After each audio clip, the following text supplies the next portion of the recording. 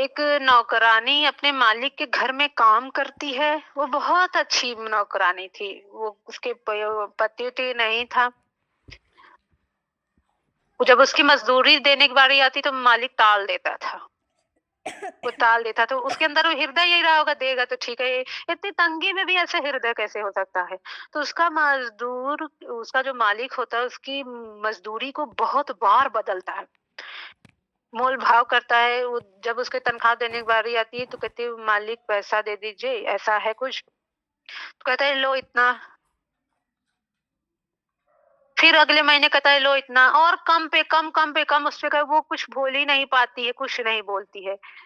तो लास्ट में मालिक की ही क्या हो जाती है, उसका दया उमड़ आता है। वो बोलता है कि तुम्हारी मजदूरी को मैंने कपट के साथ कम ही कम करता गया, तो कुछ बोलती क्यों नहीं? कहे मालिक, आप मालिक हो, सब समझते हैं।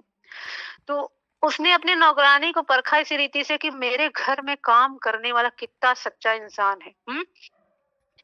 तो उसने उस मजदूर को जो रोक रखा था, मजदूरी को, उससे भरपूर दिया, उससे ज्यादा उसको दिया। कहती ऐसे ईमानदार, ऐसे वफादार को ही अपने घर में रखना चाहिए। मजदूरी है 3,000 तो उसको कहीं 2,500 कह रहा है। कहा ठीक है मालिक, कहीं 1,500 ठीक है मालिक, कहीं 1,000 ठीक है मालिक। बढ़ना चाहिए, कम काहे हो रहा है? तो उसने देखा कि ऐसा सच्चा इंसान हो ही नहीं सकता है। तो उसने उसकी मजदूरी को और दुगना की, तुम्हारी अच्छाई के लिए मैं दे रहा हूँ, कि मैं जिसके घर में तुमको रखा गया, तुम उसके लिए कितने वफादार हो। सेवा की भाव है कि अपने मालिक की सेवा करने पा रहे। तो यहाँ क्या है, ऐसे एग्जाम्पल यीशु मसीह समझा रहे हैं कि दोपहर के 3 बजे किसान ने कुछ और लोगों को इस आधार पर भेजा था। सुबह के 3 पहर क्या होता है? 3-3 घंटे को 1 पहर बोलते हैं। जैसे 6 बजे से 9 बजे को 1 पहर बोलते हैं, और 9 बजे से 12 2 पहर। 12 से 3 बजे तक 3 पहर, 3 से 6 शाम के होता है 4 पहर। इसे बोलते हैं सुबह के 4 पहर। और ऐसे ही रात के क्या होता है, जैसे यीशु मसीह प्रार्थना करते वक्त रात के 4 पहर में निकल गए थे। तो मतलब कि ये 3 बजे के 6 बजे के बीच में प्रार्थना करने निकल गए। समझ में आ रहा ना? इसका पहर का मतलब होता है। तो रात के भी 4 पहर, दिन के भी 4 पहर होते हैं। तो 24 घंटे में कितने पहर होते हैं? 8 पहर होते हैं। तो इसी के आधार पे ये जान रहे हैं। तो यहाँ लिखा है, वे काम करना चाहते थे परंतु उन्हें काम नहीं मिल रहा था, इसलिए उसने उन्हें भी मजदूरी की कोई चर्चा किए बिना ही दाख की बारी में भेज दिया। या ध्यान देना बात है कि सबसे पहले उसने जिन मजदूरों को रखा था उनके साथ उसने बातचीत कर आपसी सहमति से मजदूरी तय की थी। से सभी मजदूरों ने अपनी मजदूरी को गृहस्थ पर छोड़ दिया था। दिन की समाप्ति पर गृहस्थ ने अपने मुंशियों को निर्देश दिया कि वो पिछलों से आरंभ कर पहलों तक मजदूरी का भुगतान कर दे। जो जैसे होता है ना, मजदूरी रोके रहते, महीने में मिलती है, सालाना मिलती है। सभी को एक बराबर मजदूरी दी गई। क्या थी मजदूरी? 1 दीनार। 6 बजे सुबह आए हुए व्यक्तियों ने सोचा था कि उन्हें अधिक दिया जाएगा, परंतु ऐसा ही है ना, परमेश्वर के राज्य में आते हैं तो सोचते हैं कि हम 4-5 साल पहले हैं, तो अभी अभी जो व्यक्ति आया, अभी सेवा में लगा है, उसको कम मिलेगा। ऐसा नहीं है। तो अपने मन में अगर ये आ जाए तो क्या हो जाता है, हमारे अंदर मोल भाव आ गया है। उन्हें भी 1 दिनार ही दिया गया। वे कड़वाहट से भर गए। आखिर उन्होंने अधिक समय काम किया था और दिन भर का घाम सहा था। गृहस्थ द्वारा उनमें से एक को दिए गए उत्तर में हमें इस दृष्टांत की शिक्षाएं मिलती है कि जिनका हमें सदा पालन करना चाहिए। क्या चीज है? पहली शिक्षा क्या है? उसने कहा, हे मित्र, मैंने तुझसे कुछ अन्याय नहीं किया है। तुम्हारे साथ कोई अन्याय नहीं किया, तुम्हारे पैसे के साथ कोई अन्याय नहीं किया। जो मोल भाव तुम करे थे वही दिया है। क्या तूने मुझसे 1 दिनार न ठहराया तो जो तेरा है उठा ले और चला जा। मेरी इच्छा यह है कि जितना तुझे उतना पिछले को भी दूं। पहले आए लोगों ने मोल भाव किया, 1 दिनार पर सहमत हुए थे, उन्हें इसके अनुसार मजदूरी दे दी गई। दूसरे मजदूरों ने अपने आप को गृहस्थ के अनुसार पर छोड़ दिया था, उन्होंने अनुग्रह पाया। और लोगों ने कहे 1 दिनार पाया, उन्होंने मजदूर मालिक के हाथ पे छोड़ दिया, इसीलिए अनुग्रह पाया।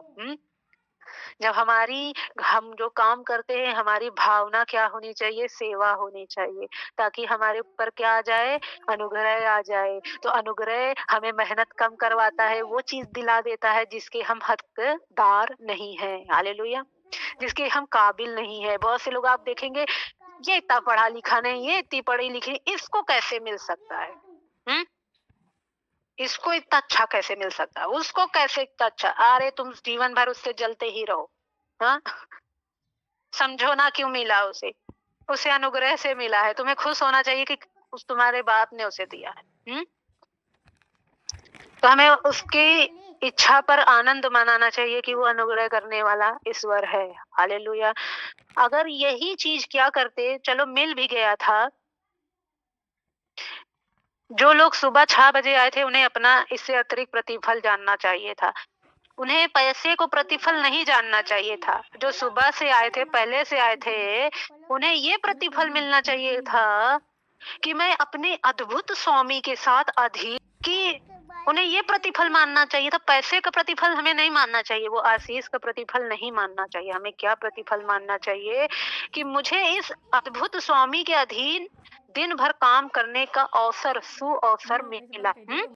यही बहुत बड़ी बात है। दिनार उनार कुछ नहीं होता है।